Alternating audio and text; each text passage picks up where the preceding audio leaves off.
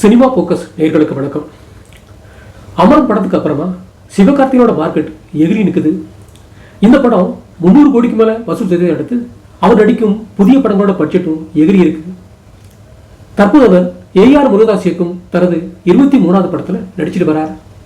இந்த படத்தோட வசூல் ஆரம்பத்தில் கம்மியாக தான் இருந்தது. ஆனால் அமரன் படத்தோட வசூலை பார்த்ததும் பட்ஜெட்டை அதிகப்படுத்திட்டார் முருகதாஸ். அது மட்டும் இல்லாமல் இந்த படத்தில் விஜயை வைத்து ஏஆர் முருகதாஸ் இயக்கிய துப்பாக்கி படத்துல வில்லனா நடிச்ச வித்யுத் ஜமாலும் வில்லனா நடிச்சிருக்கிறார். அதன் காரணமா இந்த படத்துக்கு பாலிவுட்லயும் நல்ல வரவேற்பு கிடைக்கும் அப்படின்னு எதிர்பார்க்கிறார் முருகதாஸ். இதற்கெல்லாம் மேலாக சிவகார்த்திகேயன் படத்தை ஒரு பக்கம் இயக்கிட்டு வரும் முருகதாஸ் இன்னொரு பக்கம் சல்மான் கான் நடிக்கும் சிக்கந்தர் படத்தையும் இயக்கிட்டு வரார். முக்கியமா சிவகார்த்திகேயன் நடிக்கும் படத்தை வெளியிடும் போது சல்மான் கானை அந்த படத்தோட ப்ரமோஷன் நிகழ்ச்சிகளுக்கு வரவைத்து பாலிவுட்ல இந்த படத்துக்கு நல்லதொரு ஓப்பனிங்கை ஏற்படுத்தவும் அவர் திட்டமிட்டிருக்கிறார். அந்த வகையில அமரன் படத்தோட ஹிட்டுக்கு அப்புறம் சிவகார்த்திகேயனோட மார்க்கெட் தாறுமாறா எகிர தொடங்கியிருக்கு. அதோட இந்த படத்தோட டைட்டில் ஃபர்ஸ்ட் லுக்கை வரப்போகிற பொங்கல் தினத்துல வெளியிடவும் திட்டமிட்டிருக்காங்க. அடுத்த அப்டேட் என்னன்னா, விடாமுயற்சி படத்தை எடுத்து ஆதித்ய ரவிச்சந்திரன் இயக்கும் குட் பேட் அக்லி படத்திலையும் நடிச்சு முடிச்சிருக்கிறார் அஜித்குமார்.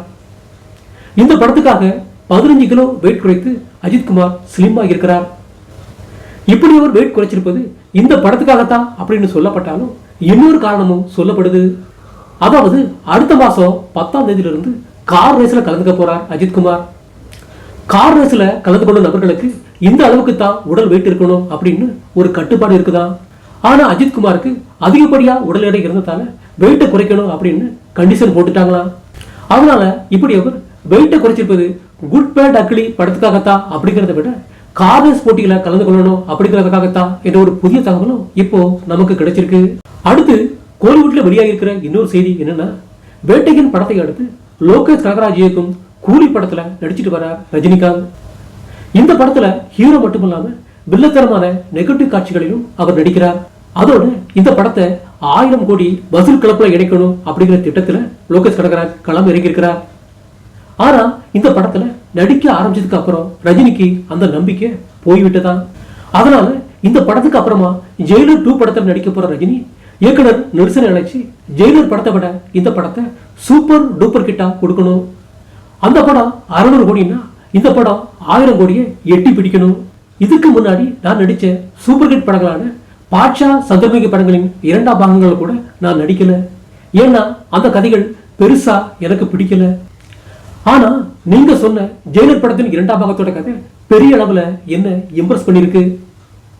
அதனால ஜெயிலர் படத்தை விட இந்த படம் பெரிய அளவுல வசூலிக்கும் அப்படின்னு நான் எதிர்பார்க்கிறேன்னு சொன்ன ரஜினிகாந்த், கூலி படம் கூட ஒருவேளை மிஸ் ஆனா ஜெயிலர் 2 படம் மூலமா 1000 கோடி வசூலை தட்டி தூக்கணும் அப்படின்னு இயக்குனர் நெல்சனிடத்துல சொல்லியிருக்கிறாரா. அடுத்து நயன்தாராவை பற்றி ஒரு அப்டேட்.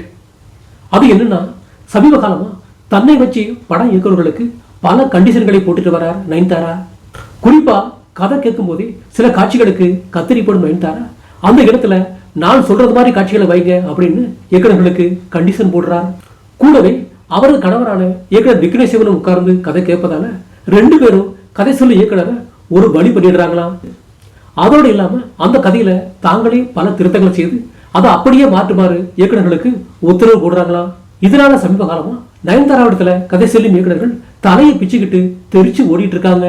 இப்படி நயன்தாராவும் விக்னேஷ் சிவனும் சேர்ந்து டைரக்டர்கள் சொல்லும் கதைகளை அப்படியே மாற்றி தங்கள் பாணிக்கு மாற்ற சொல்லும் சமாச்சாரம் கோடம்பாக்கத்துல கசிந்ததை அடுத்து நயன்தாராவை மனசுல வச்சு கதை பண்ணியிருந்த இளவட்ட இயக்குநர்கள் எல்லாம் அந்த கதைகளோட இப்போ திரிஷாவை நோக்கி படையெடுத்துட்டு வராங்க.